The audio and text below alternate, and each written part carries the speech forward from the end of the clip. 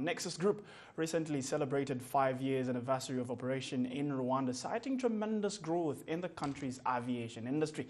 Now, the flight operations company seeks to support Rwanda's vision to become Africa's aviation hub. And of course, for more on that, NEXUS Group Chairman Abdullah Al-Sayed joins us for more.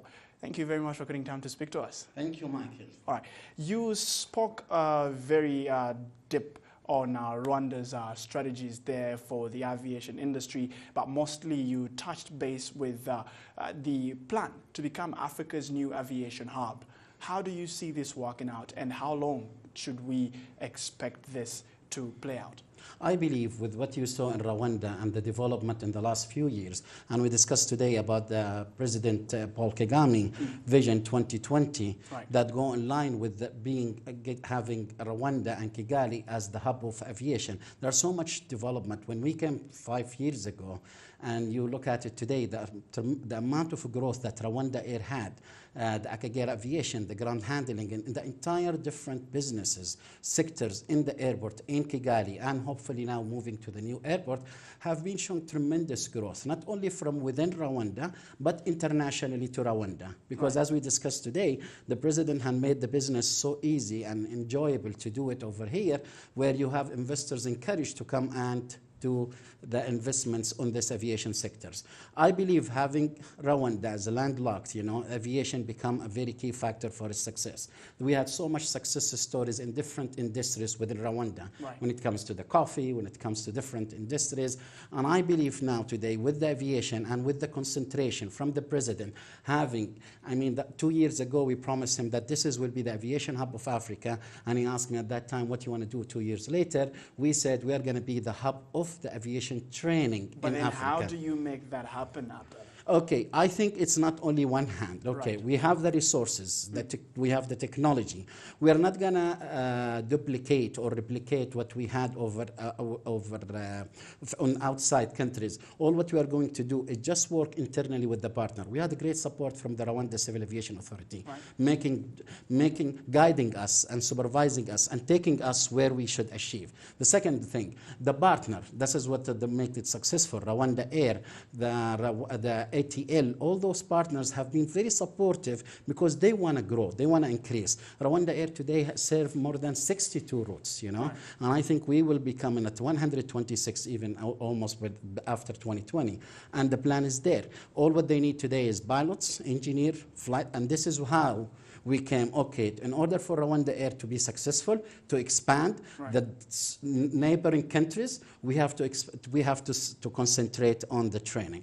We are working very hard in the last 1 year with the government, and finally, hopefully within 2 years, we will cut the ribbon of establishing the first state-of-the-art aviation academy in Africa that will not only serve the Rwandan business, and they go to the market, get qualified professional jobs, but also will help other nationals within the African continent to come over here, get the training, go back to their country. Right.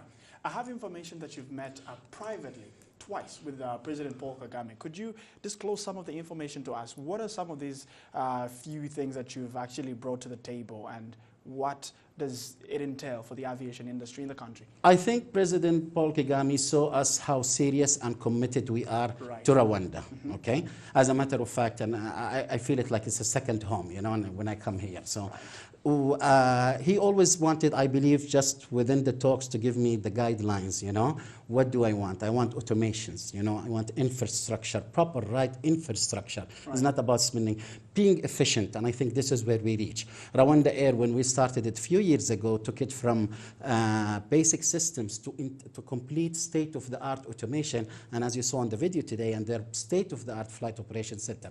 Their efficiencies and their pilot utilization, their crew utilization have increased, right, because of the automation.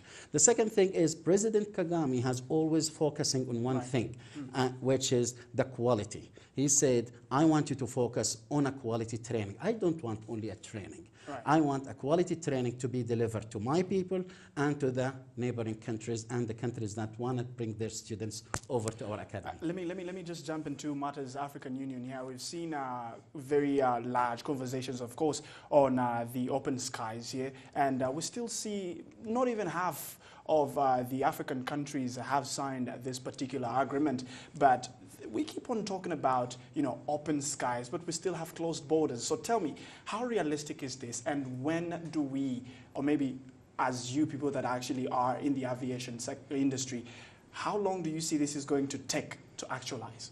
I don't have the data. I'm sure you're better than me. If you look at the... I don't think so. You CNBC. If you look at the youth of age that in Africa and the percentage of youth within Africa, it's huge, it's large. And today with the social media, with the opening of the world, when African people traveling outside and people coming inside, they're seeing the changes in the world. You cannot continue doing things as the old way. And I think today, President Kagame and his government has built a role model.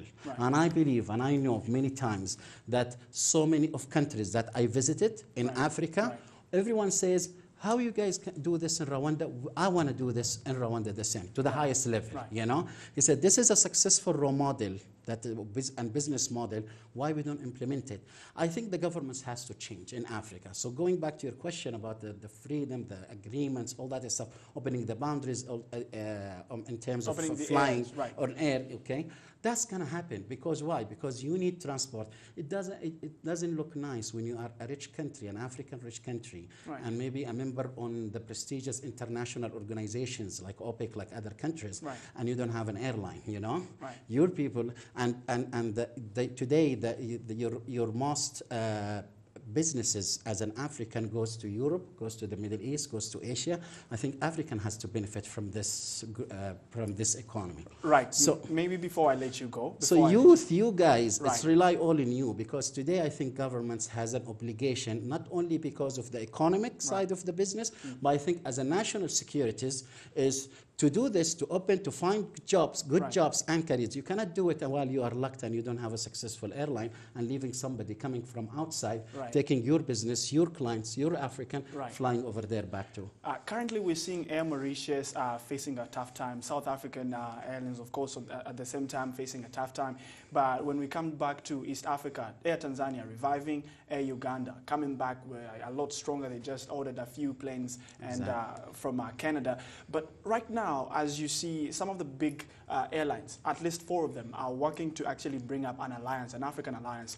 Do you see this particular industry in Africa being as, what's the word? Like, do you see actually it being as profitable as it should be, or something that needs to be done? It is. I was in one country, and they told me that an economy class ticket from Paris to this country in Africa, back, an economy class at a 3,500 euro, I was shocked. That's impossible. That's exactly. And guess what? You call to book a seat, it's always fully booked of that for an airline.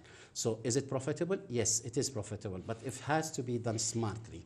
I had so many discussions with so many government at the highest level in Africa. Most of them have been talking, saying, and this is a new trend, I didn't hear it 5 or 7 years ago. He says, listen, we don't want to be involved. We take a small minority shares to facilitate your existence, to help you, to give you the certification required, to give you the lands required in the airport, to provide you with the logistics. But you take majority, you run it, you do it, we want to make it happen, we want to make it successful.